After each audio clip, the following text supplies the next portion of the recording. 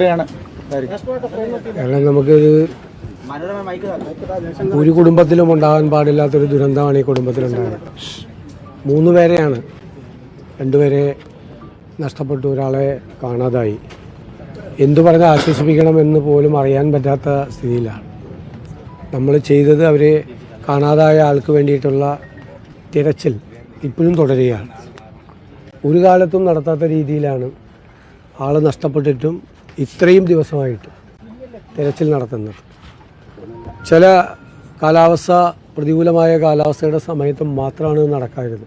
അല്ലാതെ എല്ലാ ദിവസങ്ങളും ഡോണിയർ വിമാനം ഉപയോഗിച്ചും ഹെലികോപ്റ്റർ ഉപയോഗിച്ചും ഉള്ള പരമാവധി സ്കൂബ ഡൈവിങ് സംവിധാനം ഉപയോഗിച്ചും ഒക്കെ നടത്തുകയാണ്. കാരണം വിഴിഞ്ഞത്തും ഒരാൾ, മുതലപ്പുഴയിലും ഇവിടെയും ഒരാൾ നഷ്ടപ്പെട്ടിട്ടുണ്ട്. അതിനു വേണ്ടിയിട്ടുള്ള തെരച്ചിൽ ഈ 2 സ്ഥലത്തും പരമാവധി എല്ലാ സംവിധാനങ്ങളെയും ഏകോപിപ്പിച്ചുകൊണ്ട് പരമാവധി നടത്തിയാണ്. പക്ഷേ ഇതുവരെ ഈ 3 പേരെയും കണ്ടെത്താൻ കഴിഞ്ഞിട്ടില്ല എന്നത് വളരെ ദൗർഭാഗ്യകരമായ കാര്യമാണ്. ഈ കുടുംബത്തിനുണ്ടായ നഷ്ടം അത് തീർച്ചയായും എല്ലാ രീതിയിലും ഒരു സർക്കാരിന് സാധ്യമായ തരത്തിലെല്ലാം ഈ കുടുംബങ്ങളെ സർക്കാർ സഹായിക്കും. അതിന് നിലവിലുള്ള പല നിയമങ്ങളും ഇൻഷുറൻസുമായി ബന്ധപ്പെട്ടൊക്കെയുള്ള തടസ്സങ്ങളെല്ലാം സർക്കാർ അത് നീക്കി അതിൻ്റെ ഒരു കുറവുണ്ടാകാത്ത രീതിയിൽ തീർച്ചയായിട്ടും പരിഹരിക്കും. ചെയ്യാൻ കഴിയാവുന്നത്, ഒരു ഗവൺമെൻറ്റിന് ചെയ്യാൻ കഴിയാവുന്നതിൻ്റെ പരമാവധി സഹായിക്കും, ഈ കുടുംബത്തെ സഹായിക്കും. ഈ മത്സ്യത്തൊഴിലാളി മേഖലയിൽ അടിക്കടി ഇതുപോലെ പല സംഭവങ്ങളും നടക്കുന്നു. ഒരു സ്ഥിരം സംവിധാനം അത് ഏർപ്പെടുത്തും, ഉറപ്പായിട്ടുണ്ടാകും.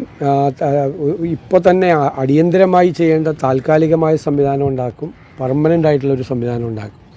അതിനൊരു സ്റ്റാൻഡേർഡ് ഓപ്പറേറ്റീവ് പ്രൊസീജിയർ ഉണ്ടാകുന്നതിന് വേണ്ടിയിട്ടുള്ള നിർദ്ദേശം കൊടുത്തിട്ടുണ്ട്. മന്ത്രി ശ്രീ അബ്ദുൽ ഗഫൂർ അതുപോലെ ശ്രീ ഷിബു ബേബി ജോണും ആ കാര്യത്തിൽ വളരെ ശ്രദ്ധയോടുകൂടി അവർ തന്നെ എല്ലാവരുമായിട്ട് ആലോചിച്ച് മത്സ്യത്തൊഴിലാളികളുമായിട്ട് ആലോചിച്ച് കൂടി ചെയ്യാൻ വേണ്ടിയിട്ടുള്ള തീരുമാനം എടുത്തിട്ടുണ്ട്. മത്സ്യത്തൊഴിലാളികളെ കൂടി ഇത്തരം പ്രശ്നങ്ങൾ ഉണ്ടാകുമ്പോൾ അവരെ കൂടി കൂടുതൽ പങ്കാളികളാക്കിക്കൊണ്ട് തിരച്ചിൽ നടത്താൻ വേണ്ടിയിട്ടുള്ള ഒരു സംവിധാനം, ആധുനികമായ സംവിധാനങ്ങൾ ഉപയോഗിക്കുന്നതോടൊപ്പം തന്നെ ഈ രംഗത്ത് പരിചയമുള്ള ആളുകളെ കൂടി ഉൾപ്പെടുത്തിയിട്ടുള്ള ഒരു സംവിധാനം ഏർപ്പെടുത്തുന്നതിനെക്കുറിച്ച് ഗൗരവമായി ഗവൺമെൻറ് ആലോചിക്കുന്നു.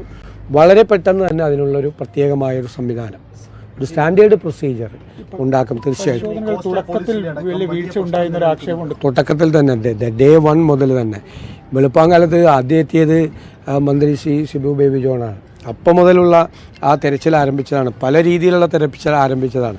നേവിയുടെ ഇത് വരാൻ വേണ്ടിയിട്ടാണ്, കാലാവസ്ഥയുടെ ഇതും കൊണ്ട് മാത്രമാണ് ചിലപ്പോൾ അത് പരിശോധന പൂർത്തിയാക്കാതെ ചിലപ്പോൾ തിരിച്ചു വരേണ്ടി വന്നത്. കാലാവസ്ഥയുടെ പ്രതികൂലമായ അവസ്ഥയിൽ, കാരണം ഈ പോയവർ കൂടി ഈ അപകടത്തിൽപ്പെടുന്ന ഒരു അവസ്ഥ ഉണ്ടായപ്പോൾ ഈ നെറ്റിൽ കുടുങ്ങിപ്പോകുമോ എന്നുള്ള അവസ്ഥ പോയവർ കൂടി സംഭവിക്കുമെന്ന് പറഞ്ഞപ്പോഴാണ് ഒരു തിരിച്ചു പോന്നിട്ടുള്ളത്. അല്ലാതെ ഘട്ടത്തിലും അതിനെ നിസ്സാരമാക്കി കണ്ടിട്ടില്ല. ഞാൻ പറഞ്ഞല്ലോ, ഈ നമ്മുടെ സമീപകാല ചരിത്രത്തിൽ ഒരിടത്തും നടത്താത്ത തരത്തിലുള്ള തെരച്ചിലാണ് ഇത്രയും ദിവസമായിട്ട് നടത്തിക്കൊണ്ടിരിക്കുന്നത്. ഒരിക്കലും നടക്കാത്ത രീതി ഉള്ള നമ്മുടെ കോസ്റ്റൽ പോലീസിന് മതിയായ സംവിധാനങ്ങൾ ഇപ്പോഴും ഇല്ല. നമ്മുടെ ഉദ്യോഗസ്ഥർക്ക് കടലിൽ പോകാൻ പറ്റുന്നില്ല.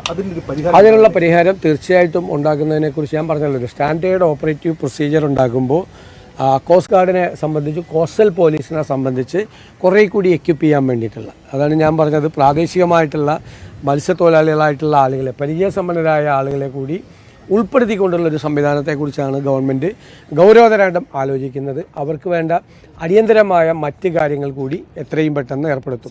ഞാൻ ഈ സ്റ്റാൻഡേർഡ് ഓപ്പറേറ്റീവ് പ്രൊസീജിയർ എന്ന് പറഞ്ഞത് എല്ലാം വരും. കോസ്റ്റൽ പോലീസ് വരും, കോസ്റ്റ് ഗാർഡിൻ്റെ കാര്യം വരും, അതിൻ്റെ കോർഡിനേഷൻ വരും. ഒരു വിവരം കിട്ടിയാൽ അടുത്ത മിനിറ്റ് മുതൽ എന്ത് ചെയ്യണം, ജില്ലാ അഡ്മിനിസ്ട്രേഷൻ എന്ത് ചെയ്യും, കോസ്റ്റൽ പോലീസ് എന്ത് ചെയ്യും, നിർദ്ദേശങ്ങൾ കൊടുക്കേണ്ടത് ആരെല്ലാമാണ്, ഓരോരുത്തരുടെയും ഉത്തരവാദിത്വം എന്താണ്, പരമാവധി ഒരു ജനകീയ പങ്കാളിത്തത്തോടു കൂടി തന്നെ തെരച്ചിൽ നടത്താൻ വേണ്ടിയിട്ട് എല്ലാ ആധുനികമായ സംവിധാനങ്ങളും ഉപയോഗിച്ചുകൊണ്ടും, പക്ഷേ പ്രാചീനമായ അറിവുകൾ ഈ കാര്യത്തിൽ വളരെ പ്രധാനപ്പെട്ടതാണ്. പഴയ കാലത്തുള്ള അറിവുകൾ കൂടി പ്രധാനപ്പെട്ട, അതിനെ രണ്ടും സംയോജിപ്പിച്ചുകൊണ്ടുള്ള ഒരു സംവിധാനം തീർച്ചയായിട്ടും. അറിയാത്ത കുറേയേറെ ഉദ്യോഗസ്ഥർ കോസ്റ്റൽ പോലീസിലുണ്ട്.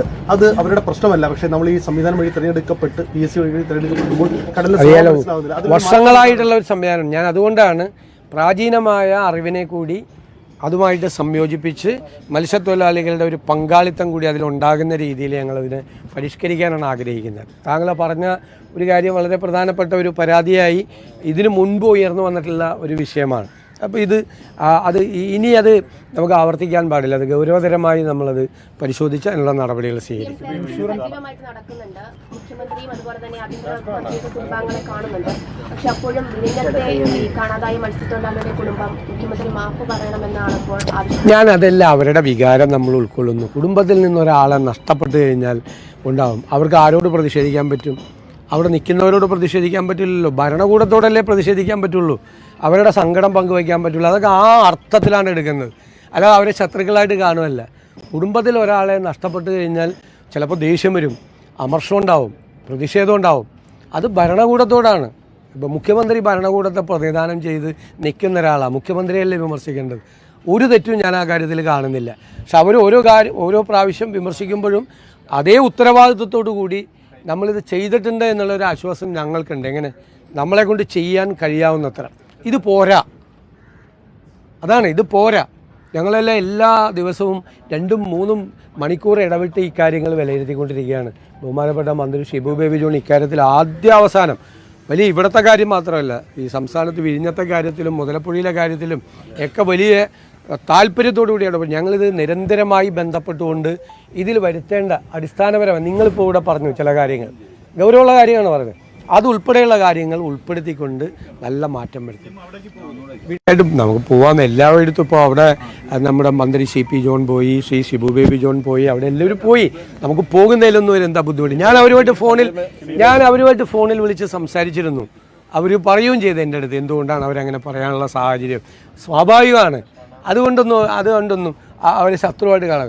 മനുഷ്യൻ്റെ വിഷമം എന്ന് പറയുന്നത് നമുക്ക് എങ്ങനെ നിയന്ത്രിക്കാൻ പറ്റും? അപ്പോൾ സ്വാഭാവികമായിട്ട് നമ്മളെയൊക്കെയല്ലേ, നമ്മളാണല്ലോ വിമർശിക്കപ്പെടേണ്ടവർ, നമ്മളല്ലേ.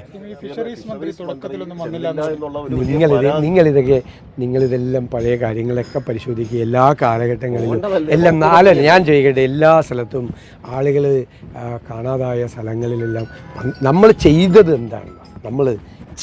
എന്താണെന്നുള്ളത് വിലയിരുത്തും. ഞാനതാണ് പറയുന്നത്.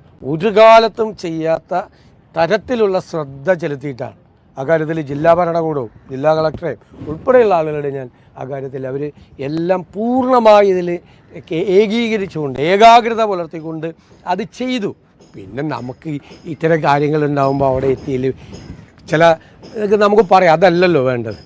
ഈ രക്ഷാപ്രവർത്തനത്തിനും അന്വേഷണത്തിനും ഉള്ള ഇതുവരെ ചെയ്യാത്ത തരത്തിൽ ചെയ്തിട്ടുണ്ട്. അത് ഇനി മുതൽ ഇതൊരു അനുഭവമായി മനസ്സിലാക്കിക്കൊണ്ട് അത് ഏറ്റവും കൂടുതൽ മെച്ചപ്പെടുത്തിയിട്ടുള്ളൊരു നല്ല രീതി കൂടി ഉണ്ടാവും. അവരെ അങ്ങനെ നമുക്ക് കളയാൻ പറ്റില്ല. അവർ പൊക്കോട്ടെ, ഇത് സംഭവിക്കും, കടലിൽ പോയാൽ അങ്ങനെ വിടാൻ പറ്റില്ല. നമുക്ക് അവരെ സംരക്ഷിക്കണം, അവരെ പ്രൊട്ടക്റ്റ് ചെയ്യണം. അതിനു വേണ്ടിയിട്ട് ഗവൺമെൻറ് വലിയ ശ്രദ്ധയോടുകൂടി കാലാവസ്ഥാ പ്രവചനത്തിൻ്റെ കാര്യത്തിൽ കൂടി ഇന്ത്യയിലെ ഏറ്റവും നല്ല കാലാവസ്ഥാ പ്രവചനം നടത്താൻ പറ്റുന്ന ഒരു സംസ്ഥാനമാക്കി കൂടി മാറും. കാലാവസ്ഥാ പ്രവചനം നടത്തുകയും അതോടൊപ്പം അതിൻ്റെ വാർണിംഗ് സിസ്റ്റം കുറേ കൂടി ഡെവലപ്പ് ചെയ്യാൻ പറ്റാവുന്ന രീതിയിൽ ഇന്ത്യയിലൊരു മോഡലാക്കി കേരളത്തിനെ മാറ്റണമെന്നാണ് ഞങ്ങൾ ആഗ്രഹിക്കുന്നത്. പക്ഷെ ഒന്നും ഉണ്ടായില്ല, ഒരു തയ്യാറെടുപ്പ് ഒന്നും ഉണ്ടായില്ല. ഇനി അത് പറ്റരുത്. ഇത് അറിഞ്ഞുകൊണ്ടല്ലല്ലോ ബജറ്റിൽ ഇത് പ്രഖ്യാപിച്ചു. കാരണം കേരളത്തിൻ്റെ ഒരു മുൻഗണനയാണ് ഈ കാര്യത്തിൽ. ഒരു അപകടമുണ്ട്. അറബിക്കടലിലെ കാലാവസ്ഥ മാറ്റത്തെക്കുറിച്ച് വ്യതിയാനവുമായി ബന്ധപ്പെട്ട് അറബിക്കടൽ വളരെ ശ്രദ്ധയോടുകൂടി നിരീക്ഷിക്കേണ്ട ഒരു സ്ഥലമാണ്. ഞങ്ങൾ പ്രതിപക്ഷത്തിരിക്കുമ്പോൾ തന്നെ Inter government panel on climate change report നിയമസഭയിൽ കൊണ്ടുവന്ന് ചർച്ച ചെയ്താണ്. തീർച്ചയായിട്ടും അത് ചെയ്യും എല്ലാവരും.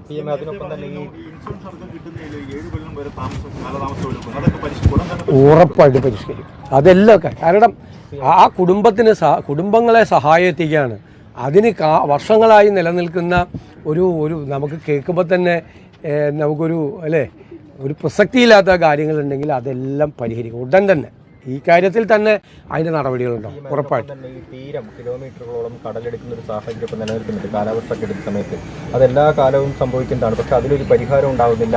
കടൽ ഭിത്തി നിർമ്മാണത്തിൽ വലിയ തോതിലൊരു അശ്രദ്ധയും അശാസ്ത്രീയതയൊക്കെ ഉണ്ടാവുന്നുണ്ട്. ഇപ്പോൾ കടൽ ഭിത്തി നിർമ്മാണത്തിൽ നിലവിലിരിക്കുന്ന എല്ലാ പ്രോജക്റ്റുകളും പുതിയ പ്രോജക്റ്റുകളും മുഴുവൻ അനുവദിക്കാൻ വേണ്ടിയുള്ള തീരുമാനമായിട്ടുണ്ട്. എത്ര കോടി രൂപയായാലും.